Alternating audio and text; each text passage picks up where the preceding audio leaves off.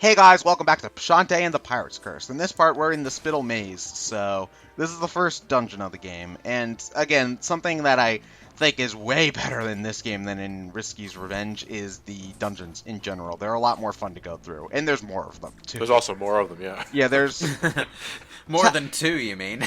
yeah, there's I think technically 6 dungeons in the game if we count the final area as a dungeon. Just per se, and there's a lot of areas that kind of act as mini dungeons. Please tell me Pyrus Curse doesn't do that thing where the last area is for some reason not actually structured like a dungeon. It's kind of. We'll get to more like it. a gauntlet, more like a test of your abilities, sort of thing. We'll get to it. Yeah. There is a last dungeon in the game though that's pretty. Well, actually, the front. It's a weird difficulty spike. Well, no, there's quite a few difficulty spikes in this game. I think Tanline. Each island is significantly harder than the last one. Like I think Spiderweb Island is a lot harder than Spittle than Saliva Island, and Tanline's a lot harder than that, and Mudbog, fuck that place, and Frostbite. Frostbite actually isn't really all that much harder than Mudbog for some reason, but we'll get to those places when we get to them. Yeah. I'll go out and say I think Mudbog is the hardest of the bunch, but I agree a little bit. We should probably just wait. I don't know why I'm waiting to get the Heart Squid on the way back. I don't know. Yeah. Well, you can on the second platform next to the Heart Squid, you can just walk off to the left, and you'll reach the platform just fine. What's the best way to take care of these guys? Because I basically just abuse the pipe Whip ball. them. Whip them good. Yeah, but Yeah. they block your Well, just attack. keep whipping them. Yeah. They're back. These guys are back from Shantae 1. The pike ball doesn't ignore defenses as it did in that game, so you have to wait for them to lower their guard. Well, So, no, the pipe yeah. ball just hits where they're not blocking, though. Is the thing? If you're standing close enough. Yeah. Which is generally what I'm doing. Like I'm letting the pike ball get extra damage while I'm also close enough to whip them. So... Wait, do you have a magic meter at all? No, Nope. the pike balls are expendable items in this game. There's no double pike ball. There's only the single pike ball, which I've got here, and you can also find super pike balls, which are the triple pike balls from Risky's Revenge. You generally They're don't back ever have to items. buy any of the expendable items in the shop, though, because except for maybe pirate flares, depending on how often you want to use them. I usually take the long way back because I want to make sure that I'm not missing anything. But other than pirate's flares, you really don't have to buy an awful lot of expendable items in the shop because enemies drop pike balls, super pike balls, food items at such a high rate that you almost never need to go out of your way to buy them. As a matter of fact, you're often sending your extras to the mayor for a few extra bucks. So, I only ever did that twice because I just didn't think the payoff was worth it. if I'm not gonna use them, I don't see why not. No, buy Monster Milk. But you don't want to give the meaty meat to the mayor. No, fuck it. Meat chunklet. That's chunklet. That's got to be one of the most redundant words I've ever seen. Does that mean a chunk of a chunk? It's a small chunk, yeah.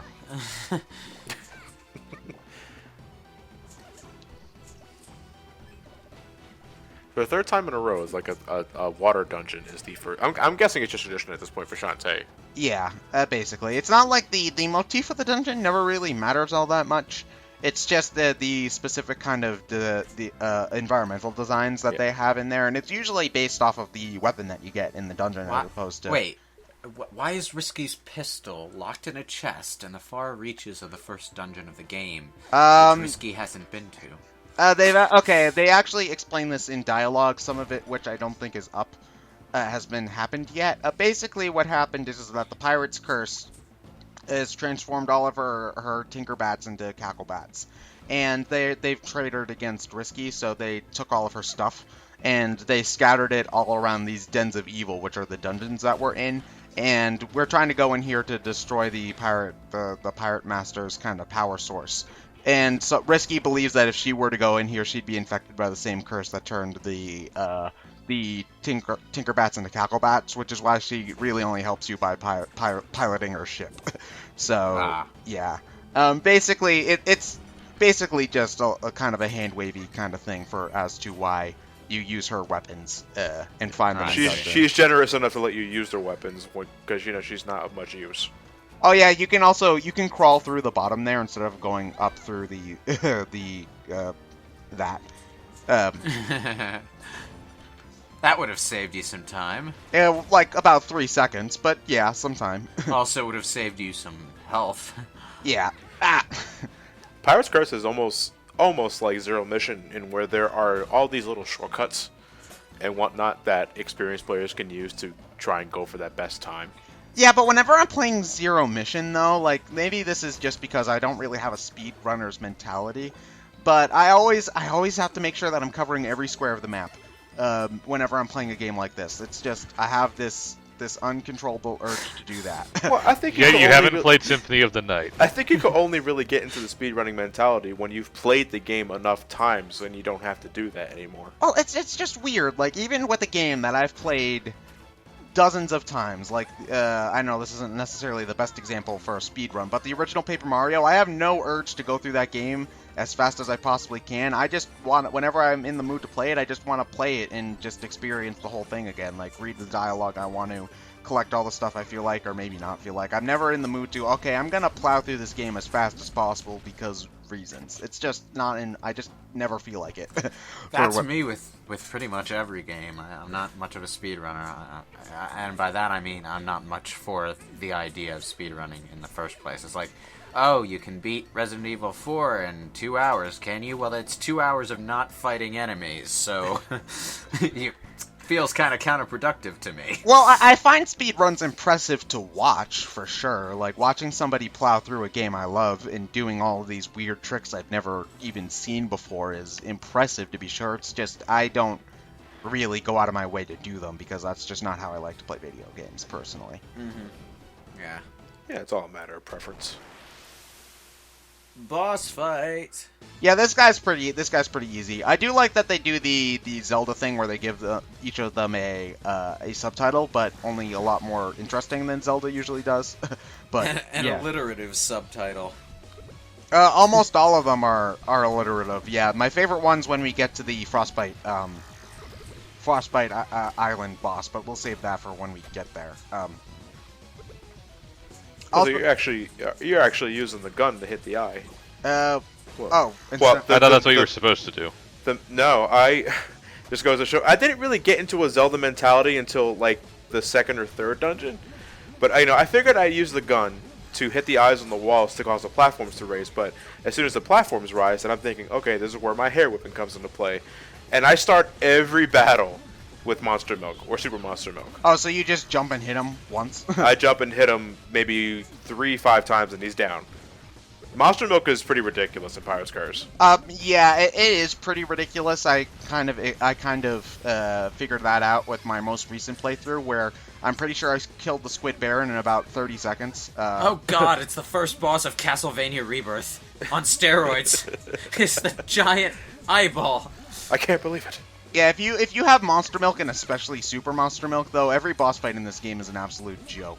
Combined with the maximum hair upgrades, where you can whip really fast. No, that and also Bubble Shield, so you don't take damage from most of the projectile attacks in the game. She has an animation for when she's low on health. Yeah, that animation's ripped straight from Risky's Revenge.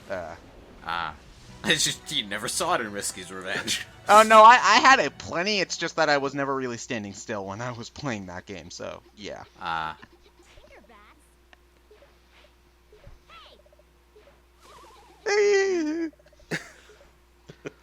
He dropped something. Yeah, it's a map that's larger than me. Yeah. Where was he keeping that thing? Up his ass. Yeah, so every time you beat a dungeon, as expected, you get an item that allows you to go to the next dungeon. Woo! Or, I mean, a map that allows you to go to the next area. And also, convenient. Yeah, also make sure to hit that thing and get the heart squid there, because not only does it make backtracking through this place a hell of a lot easier, you get a heart squid. Woo. Oh yeah, and the mermaids in this area are way less of a pain in the ass than they were in Risky's Revenge. Thank almighty God. They lowered the HP. And they also don't do as much damage, too. And so I take it, instead of having little crevices that you can crawl through with a monkey, you have little crevices that you can shoot through with a gun. Yep. What do you prefer? Do the other weapons wind up, like, filling a similar role to an animal transformation, too?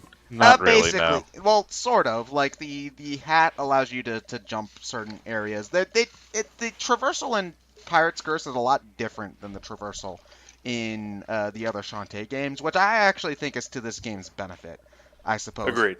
Because Like I said before, I don't miss the animals in this game. Well, you're getting them back. I think it's just a matter of pacing, really, because, you know, as quick as it was, even in Risky's Revenge, you still have to wait a second or two in order to transform into the elephant or the mermaid or whatever. So what I'm really hoping they do for Half Genie Hero is, instead of having to cycle through them, you just press a button, Shantae does a quick dance move, and then bam, she's a monkey, and then you press a different button, and bam, she's a mermaid. And you don't have to really wait for anything. And that would be fine for me. Or if they made the animals a little bit more standalone, I guess, for lack of a better word. Like, you could travel along the areas just as easily as you could as a monkey, as you could as an elephant, as you could as everything else, if that makes any sense. I think I'm pretty much wholeheartedly agree with you there. I think why I prefer the weapons over the monkey and the elephant and the mermaid and whatever else, harpy, is because the pace is not disrupted when using the items. Yeah. You know, the good thing about Half Genie Hero, though, is that they've got a lot more. I think they've got 3 games under their belt. They know what works and what didn't work from all 3 of the games that came before it. And they've also got multiple playable characters to fit everybody's play style, too. So I think there will be a way to play Half Genie Hero that'll suit basically everybody's preferences for the most part. But yeah, you can get that 100 gems before you go to Saliva Island. I recommend doing so that you can afford any upgrades that you might want to get at the shop. So, yeah. Oh yeah, there's details that I like when you're browsing through items. Shantae will occasionally you can't make up your mind. Yeah. One thing about Pirate's Curse 2 is that unlike Risky's Revenge, there's no magic gem. So if you really wanted to, before you even went to the first dungeon, you could buy up pretty much everything at the shop. Yeah. As it should be. Although you really don't want to be grinding in Scuttletown because like the gem payout here is awful. No. It doesn't Wait. take very long to start racking up the gems anyway, though. What's this about cutting your hair? We weren't, since the Ammo Baron technically does own the town, we got in trouble for beating him up at the beginning of the game, so they were going to chop off our hair as punishment, but due to some legal hijinks, we were able to escape that, so, yeah. Okay. Yeah, one of the, you know, I really hope that eventually you get to play this game yourself, Lewis, because, you know, I definitely got into this mode when we were commentating other games. It's hard to pay attention to what the people are saying in the playthroughs when you're trying to talk about other things. So I really hope that you get a chance to play it yourself and experience all the dialogue on your own. Especially the NPC dialogue, because I'm skipping a lot of it, and it's absolutely hilarious just talking to the random people in Scuttletown. Oh, Brandon! I love this guy. What? Stupendous clandestine powers were revealed to me the day I held my blade and said, "Hey guys, we should go get matching purses. No reason they should just be for ladies anymore. Right? Guys, wait, come back."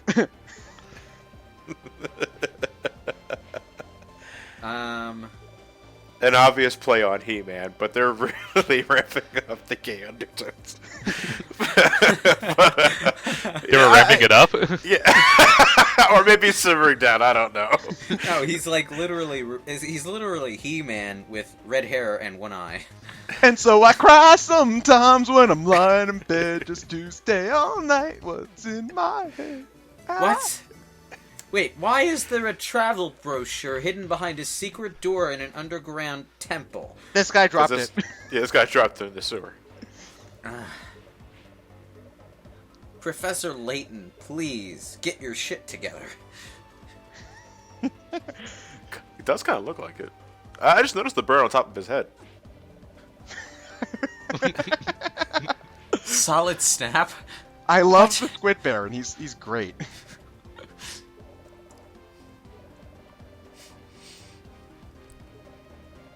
And we do need to do this in order to advance with. We need the squid oil for Spiderweb Island. Yeah, exactly. If you go out of your way to do this now, you don't have to go like it's one thing that a lot of games do stuff like this where you wouldn't be able to get the squid oil now. But when you talk to Poe in Spiderweb Island and he's like, "Oh, I need squid oil," then only then Then the you squid can oil. go look for the squid oil. Yeah. Yeah, but if you just, I thought to do this now because I explored the entire sewers my first time. Even the first time I played the game, I explored the entire sewers, and I'm like, oh, there's a thing I can't get. And then I saw when I had the gun, it's just like, oh, I could probably get that thing in the sewers. And especially since the game automatically travels you to the palace, I thought, okay, I'm just gonna pick this up while I'm here, and then I ended up saving myself about 5 minutes of backtracking, which is always Might nice. as well. One thing that I like about this game is that it's very easy to do even on your first playthrough, so I appreciate that.